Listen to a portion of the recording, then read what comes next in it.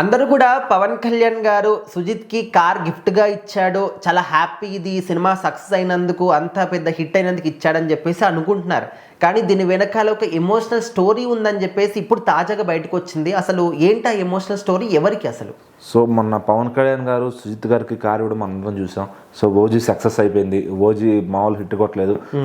దానికి పవన్ కళ్యాణ్ గారు బాగా సాటిస్ఫై అయ్యి కార్ ఇచ్చేసారని చెప్పారు. అయితే అదొక స్టోరీ అందరు తెలిసిందే, కానీ దాని వెనకమాల జరిగిన స్టోరీ అయితే అది కాదు. సో అసలు ఆయన కార్ ఇచ్చింది ఓజీ సక్సెస్ అయినందుకు కాదు. ఎందుకంటే పవన్ కళ్యాణ్ గారికి బహుశా అట్లా ఇస్తారని కూడా ఐడియా లేదేమో.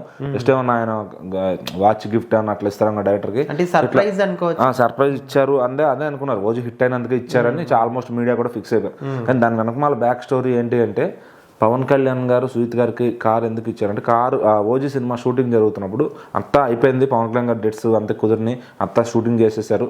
సో షూట్ ర్యాప్ అయిపోయింది. ఇంకా డైరెక్టర్ గారికి ఎక్కడో మైండ్లో ఇది పెడితే బాగుండని కొన్ని థాట్స్ వచ్చినాయి. అంటే చైనా విజువల్స్ తీసుకోవాలి, చైనాలో ఈయన అక్కడ తిరిగినట్టు ఆ స్ట్రీట్స్లో, అంటే ఈయన తిరిగినట్టు కాకపోయినా దాని ఆ చైనా స్ట్రీట్స్లో కొంత విజువల్ తీసుకుంటే బాగుంటుంది అని అనిపించిందంట. అప్పటికే నిర్మాత దానయ్య గారు, అంటే ఆయన ఎప్పుడు తక్కువ చెప్పరు డైరెక్టర్లకి, సరే అందుకు అవన్నీ ఎందుకులండి, ఆల్రెడీ సినిమా మనకు కంప్లీట్ అయిపోయింది కదా అనే విధంగా ఆయన బడ్జెట్కి వెనకాడారంట. సో జనరల్ అయితే ఆయన ఆర్డరు ఎంతైనా పెడతారు, కానీ సో అక్కడికి సినిమా అయిపోయింది అనుకున్నప్పుడు మరి సుజిత్ గారికి తర్వాత అనిపించింది ఆ విజువల్స్ ఉంటే బాగుండు కదా అని చెప్పి, ఇంకా ఆయన సొంత డబ్బులు ఖర్చు పెట్టుకుని ఆ కార్ని సేల్ చేసేసి ఆ వచ్చిన డబ్బులతో ఆ విజువల్స్ తీసుకున్నారంట ఆయన అక్కడికి వెళ్ళి. సో అందుకని మనకి సినిమాలో చూస్తే కనుక కొన్ని విజువల్స్ వస్తాయి బ్యాక్గ్రౌండ్లో, ఆ విజువల్స్ చూస్తే అబ్బా అనిపిస్తుంది అనమాట. అంటే ఒక హై వస్తుంది కూర్చున్న చూసేవాడికి, ఆ బ్యాక్గ్రౌండ్తో పాటు చూస్తే అబ్బా ఇదేదో ఒక మనకి భాషా రేంజ్లో ఫీల్ వస్తుందా అంటారు కదా, ఆ రేంజ్ హైప్ వస్తుంది అనమాట. సో అంత మించే ఇంకా చెప్పాలంటే, సో అది చూస్తున్నప్పుడు థియేటర్లో ఫీల్ అయిన వాళ్ళకి తెలుసు అది ఎంత క్వాలిటీగా వచ్చింది ఆ షాట్ అనేది, చైనా షాట్స్ అనేవి. సో అది దాని గురించి సుజిత్ గారు అట్లా కార్ అమ్మి చేయడం, అది సినిమాకి ప్లస్ పాయింట్ అయింది. అంటే ఆయన విజనరీ డైరెక్టర్ని మనం అర్థం చేసుకోవచ్చు ఇక్కడ. సో ఇప్పుడు తర్వాత ఇంకా అయిపోయింది కదా, దాని గురించి నిర్మాత మాట్లాడలేదు, ఈయన ఎవరికి చెప్పుకోలేదు.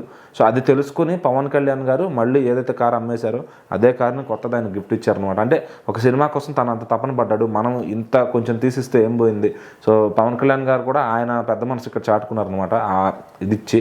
సో మరి ఇంకా మనం చూసుకోవచ్చు, మరి సుజిత్ గారు పవన్ కళ్యాణ్ గారు ఒక కార్ దగ్గర నుంచి ఫోటో దిగి ఒక రైడ్ కూడా వేశారు. సో ఇంకా అంతకన్నా ఒక డైరెక్టర్కి అంతకన్నా ఎవరిస్తారు చెప్పండి.